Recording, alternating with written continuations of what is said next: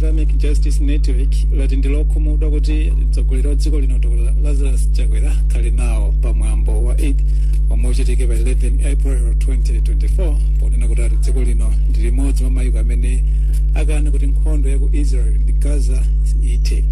Polankhula ndi wesino mkulu wa bungwe la Frank Jonam ati mtsogoleri wa dziko linoyo ndi mthira kuwiri iwati poti la bungwe la UN lasindikiza tsamba lawo la internet makalomwe lasindikizira pa tsamba lawo la internet laonetsa kuti maiko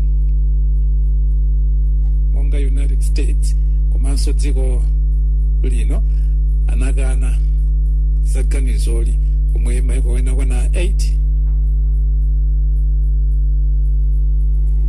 anavomereza kuti nkhondo ithe maiko awiriwa nena kuti ana komanso amayi ochuluka akuluza miyoyo. Ajola olongosola zambiri. Cholinga chathu choti ife takhumudwa ndi President Chakwera amene alantiza mphoto chokera ku Israel.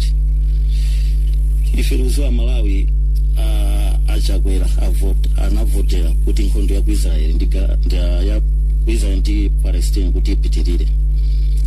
Ife ndiyo khumudwa lero kuti iwo wafuna kapemphere nawo Asilamu pamene ndi omwe avotera kuti nkhondo ipitirire kuti chimwa omwe akumwalira ambiri ma thousand ku Gaza. Ndiye ife okhumudwa ndi Asilamu omwe amene mashehe ndi Asilamu onso bayitana a president amene kuti akakhale nawo pamapemphero amene waiti. Tikudziwa kuti mashehe amene ndi Asilamu amene ayitana chifukwa chokunda ndalama zomwe apasidwa ndalama za magazi zomwe alandira iwo. Tikudziwa kuti President Chakwera ndi mthira kuwiri